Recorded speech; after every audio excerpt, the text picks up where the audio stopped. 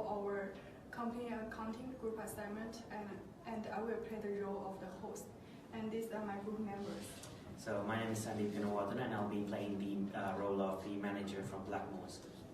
Hi, this is Jing Ran. I'm in a role of manager from Virgin Australian Group.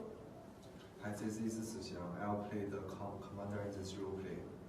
Morning everyone, welcome to Company Accounting Review from Channel 42, and I'm Jin Yang. Today we have also invited two special guests who are the managers of Virgin and Blackmores.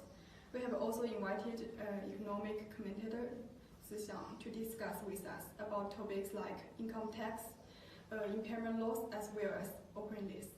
So as we all know, Blackmores and Virgin are pretty successful companies in Australia. So the general public must be pretty curious about their profitability. Could you tell us more about it, Sandeep? So when it comes to Blackmore, we actually had a decent year last year. We made a profit of $70 million, which was a 19% increase from the previous year. Okay, so what's for Virgin? Well, actually, Virgin experienced a loss during last year. You know that Virgin provide public document and cut price trade, which means that we could only seize a pretty low benefit. Okay, so does it ever impact on your income tax expense in your annual reports? So there's definitely an impact on the income tax because the ATO has a base rate of 30% for every company. And like I said, since our profits increased by 19% from the year before, the amount we pay in income tax increased as well. To give you a specific amount, we paid an income tax of $28,459,000 for last year. So what about Virgin? Well, for Virgin, as I mentioned before, such a loss gave us more than $400 million of tax benefit. Okay. So is there any deferred tax asset or deferred tax liability incurred from this? So there's always deferred tax assets and liabilities when it comes to tax law and the creation of these statements. But however, in our case, our deferred tax assets and liabilities decreased for the year ended 30th June 2018. In terms of deferred tax assets, they decreased to $12,590,000, a fall of $2,630,000, and our deferred tax liabilities fell down to $9,341,000, a further fall of $880,000. Well, Virgin suffered deferred tax asset for more than $700 million, but only $200 million is carried forward on the consolidated statement. Other $500 million is derecognized. The auditors in KPMG stated that there is insufficient evidence for that. Here I have a question for Marvin. Could you please explain to us why such differences exist?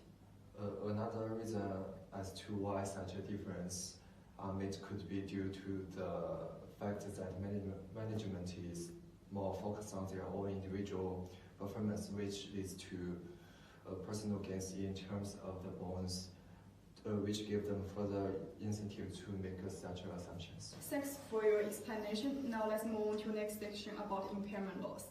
We know that there are two main types for measuring impairment loss, and they are cost model and revaluation model. So which one are you correctly using? So at Blackmores, we currently use the cost model to calculate impairment. Cost model is the same for Virgin? Yeah, cost model as well. Okay, so why? We believe that by using the cost model, it'll give our accountants a better option to get detailed and reliable information, and also they get a better grasp at a better idea rather of the fair values and the market values of the assets involved. Okay. Do you have the similar reason? Yes, similar reason for Virgin, because if we use the revaluation model, ASIC would incur a lot about that. And you may get into trouble. Yeah. So Marvin, do you think is there any deeper or underlying explanation for their choice? Yeah, in fact, for managers, they are more willing to employ revaluation model to overstate or understate net income to complete their own interests, such as mitigating political cost or borrowing more loans at a lower interest rates. Okay. Today, our last topic is around opening list. As we know, there are two main different accounting treatments towards opening list. And the original one is ASB 107 and the new one is ASB 16. I suppose the main difference is that the new standard ASB 16 would capitalize the opening lease cost to their asset. So if there's any influence if you shift to ASB 16, the new one? So currently we use the old standard, which is ASB 17. Yeah. But if we do change the new standard, like you mentioned, there would be changes in our profitability ratios. So some of the ratios that are affected is the debt to asset ratio and the return on asset. Okay. So depending on how these ratios are affected, it might create a negative image on our financial statements. But I'm a little bit confused about these ratios. Could you explain more about it, Zoe? Yeah, for debt to asset ratio, it should be total liabilities divided by total assets. Okay. If we recognize leased machines into asset account, there would be less expense but more asset and liabilities. New standard would push up debt to asset ratio and higher ratio allow us to borrow less funds. Okay. So, Sandy, how about the return on asset ratio?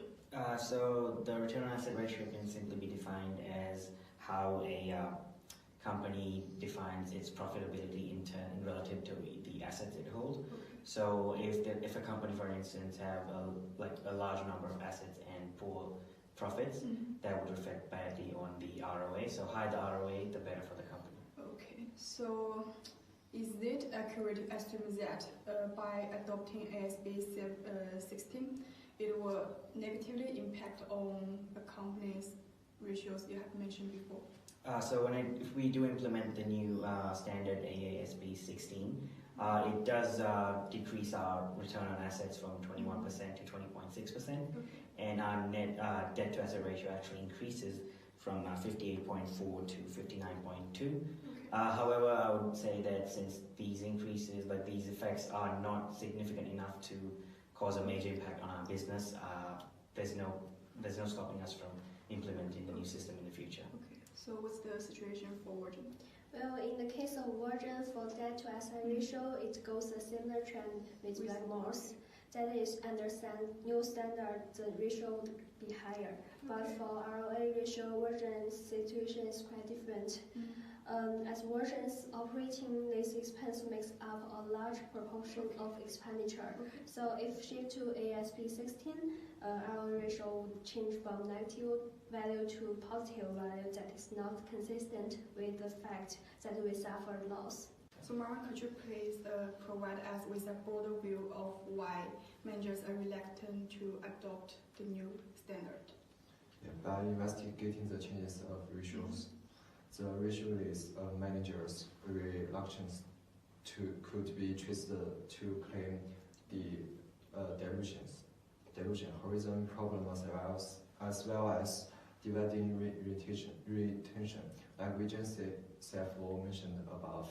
In order to borrow funds at the lower interest rate, managers tend to reject claim derivations. Claim derivation could put higher risk on lenders. In regarding the horizon problem, since managers are prone to pay more attention to short-term benefits to foster their proficiency on operating business, they might prefer to improve entities' profitability in their tenures. Okay, thanks for sharing. So based on our discussion today, we can come to the conclusion that different companies under different industries, they could be effective in different ways when dealing with matters such as income tax, impairment loss, as well as operating lease. But they all indeed implicate the underlying and deeper aspect about accounting theories on managers' incentives. So that's all for today's show. Thanks for watching and bye.